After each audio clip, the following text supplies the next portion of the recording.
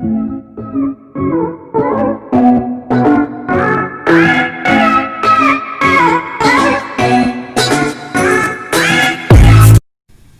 students, class 10 Statistics and Probability. Here we are going to see about the statistics. Now we are going to find the standard deviations for grouped data. Here the grouped data, here we have that discrete and continuous two method. Both we have discrete and continuous, means we have three methods to find out the standard deviation for the grouped data. Let's see one by one. First we see what is a discrete and continuous. Here we are going to see about the discrete and continuous. Before we are going to see the discrete and continuous, first we have to see what is the grouped data.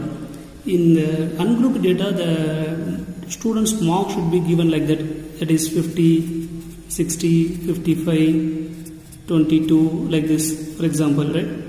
35, 44. For 30 students is given, for up to 30 students is given in that ungrouped data. This data should be converted into a grouped form, means here we have the students mark. The marks will be, let me take it as X. Imagine these marks are repeatedly occur, so we call it as a frequency. If you repeatedly occurs, means we call it as a frequency of this mark is 50 marks as taken as 4 student, right? 60 marks is taken as 8 student, and 55 marks is taken as 4 student, and 22 marks taken by 2 students, and 35 is taken by 6 students. 44 is also taken by 6 students.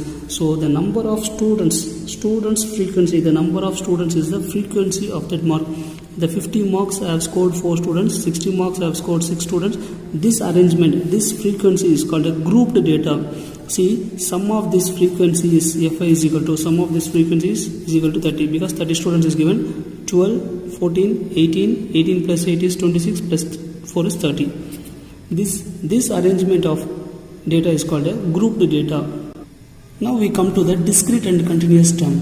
First of all, we see that discrete term. Discrete means we have the different class interval. The class interval is furtherly, the data should be reduced into little easier, means the class interval is given. The class interval, see, 22 to 44.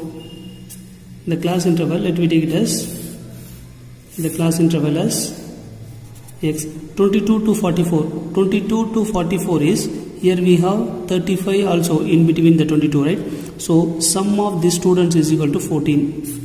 That is frequency. 12 plus 2 is 14. And then 45 to 55. 45 to 55 means here 55 we have 4 students, 50 is lies between the number 45 to 55, right? So here we have 4 students, here we have 4 students, totally we have 8. So see this, here we have 22 to 44, the next one is started by 45 to 55. These class intervals are called discrete group data, discrete group data, because here we have no continuous term. And then 56 to 60 is only 8 students. So when you add this, we get the 30 students. This group, see, here we have 55, the next term is started by 56. So the class intervals are not in the same continuous form, so we call it as a discrete. The same class interval can be rewritten by like this. The class interval, the frequency of 22 to 44 is, we have 14 students, and 44 to 55. 44 to 55 is 8 students, and 55 to 60 is 8 students. See, here we have the continuous term. When the class interval, this one, first one is called the upper limit, and then second one is called a lower limit. In 9th standard we have already studied about that. That is 22 is the upper limit and 44 is the lower limit.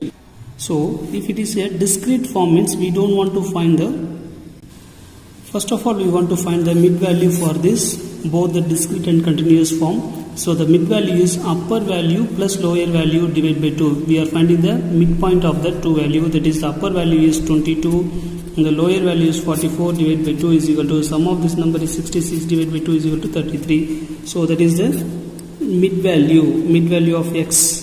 Mid value of x is 33. So here also we have the same term. So sum of the upper value and then lower value divided by 2 is equal to the mid value. So this class interval we have the different variations.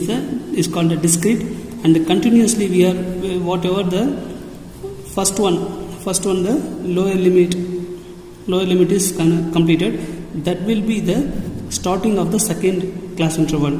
So it will be called as a continuous grouped data. Let's see that mean method for this.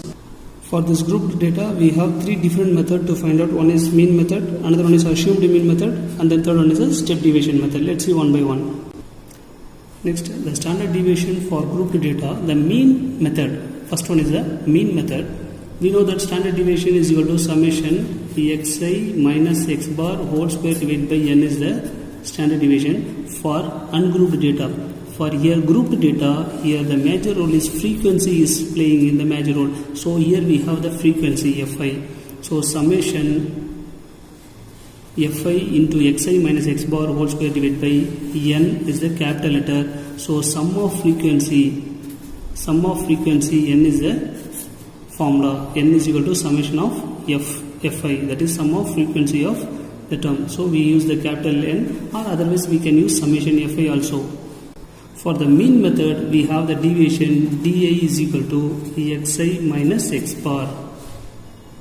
So deviation is dA is equal to xi minus x bar. X bar is for the mean method. So in this place xi minus x bar, we are going to replace that dA. So the standard deviation sigma is equal to root of summation fi di square. In the place of xi minus x bar is di square divided by n. Is the formula. Here n is equal to summation of fi, the frequency, sum of the frequency is n. So this is the formula for to find the standard deviation when the grouped data is given, to find the grouped data standard deviation. Let's see one example for this mean method to find the grouped data. The grouped data is given as first one is a mark one, second one is the students, number of students, right? See, let me take it as x as the mark and f as the frequency, right? And then di is equal to, for mean method, xi minus x bar is the formula. Here x bar we have find out that summation xi divided by n is the x bar formula. X bar is equal to 30. So here 10 minus 30 is equal to minus 20, and then 20 minus 30 is equal to minus 10. Here we are substituting xi minus x bar. X bar is find out by 30, right? We have find out it. Now 30 minus 30 is equal to 0, 40 minus 10, 30 is equal to 10, and then 50 minus 30 is equal to 20. Now we want to find out di square. We know the formula, the standard deviation sigma is equal to root of summation fi di square divided by n. So here we need the frequency of n is nothing but frequency of summation of fi, right? So summation of fi is equal to total number of students is 20, and then we need to find out fi di square, fi and then di square. Here additionally I have doing one of the term, that is di square. It is very easy to multiple the term next term. So di square means 20 square is 400, 100, 0, 100 and then 400. Now we have to multiple fi di square. So fi, here we have fi, here we have di square. So this term is multiple with this term. 5 4s are 20, so 2 zeros. 2 into 100 is 200. 3 into 0 is 0. 5 into 100 is 500. Here 5 into 4 is 20 and then 2 0. So here we need the value of summation fi di square. We want to find out the summation of fi di. So sum of this value is equal to 0, 0, 7 and then 4700. Now we have to substitute in the standard deviation. So summation fi di square is nothing but 4700 divided by n is nothing but summation of f z is equal to 20. So 0 is cancelled. If you reduce this term, 2 1s are 2 2s are 2 3s are 6, remainder on 2 5s are. So we want to find the square root for root of 235. So the root of 235 is nothing but 15.33. So the standard deviation is 15.33. Next we use the same example for the assumed mean method. Next we see in the second video, right? So the standard deviation for mean method, sigma is equal to root of summation fi di square divided by n. Thank you, students.